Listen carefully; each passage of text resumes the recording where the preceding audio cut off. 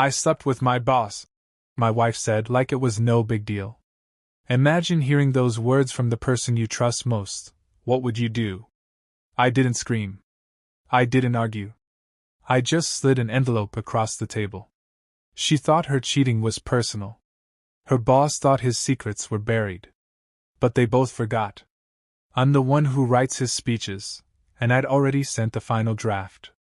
Welcome to Voices Tell Truth. But hold on, this story gets even wilder. Revenge served cold, on a global stage. When Dana walked in late again, I didn't ask where she'd been. I already knew. She dropped her bag by the door and poured herself a glass of wine. I slept with Mark, she said, staring at me. My boss. Big deal.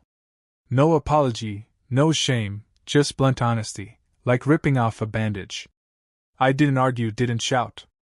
I simply stood, walked into the study, and came back with a sealed manila envelope. I placed it gently on the table. What's this? She asked. A parting gift, I said. For Mark. She didn't open it, and I didn't explain. I just went upstairs and closed the door. Mark Roth, Dana's boss, was set to deliver the keynote speech at the International Business Ethics Conference, a staged broadcast to millions. The irony wasn't lost on me. He was hailed as a leadership expert. But the truth was, I'd ghostwritten every one of his speeches.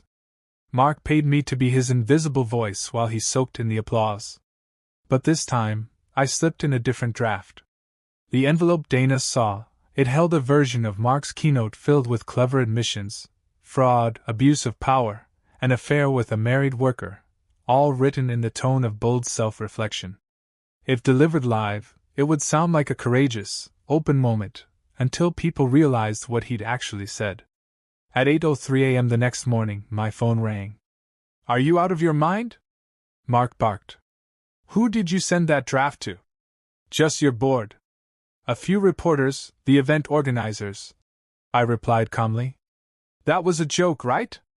A mock-up. You can't be serious. I'm dead serious. You want money? A statement? What? I want the truth to matter, I said. You built your success on lies. That ends now. I hung up. 2 days later, the speech leaked. CEO's speech hints at fraud, inappropriate relationship. Mark hurriedly pulled out of the conference last minute, citing health reasons. His board launched an internal investigation. By the end of the week, he'd resigned to spend more time with family. As for Dana, she left that same day. No argument, no apology, just a text that read, You didn't deserve this. Maybe I didn't, but I accepted it.